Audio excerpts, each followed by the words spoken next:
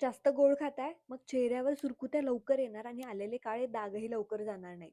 वेल घाबरत नाहीये आणि मलाही असं वाटायचं की असं काही नसतं. पण त्यामागे सायन्स आहे. Let me explain. आपल्या स्किनमध्ये ना 2 प्रोटीन्स असतात, कोलाजन आणि इलॅस्टिन. या दोघांचं काम काय असतं, तर आपल्या स्किनला छान टाईट ठेवणं, छान बाउन्सी ठेवणं, ग्लोईंग ठेवणं. हे दोघं प्रोटीन्स जेवढे स्ट्राँग, तेवढी आपली स्किन छान दिसते.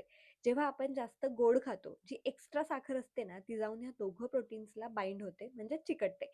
आणि त्यातून एक केमिकल तयार होतं AGE नावाचं. हे केमिकल तयार झालं, की हे दोघं प्रोटीन्स वीक होतात, ठिसूळ होतात. यांच्यातला जो लवचिकपणा असतो, म्हणजे जी इलॅस्टिसिटी असते, ती कमी होते.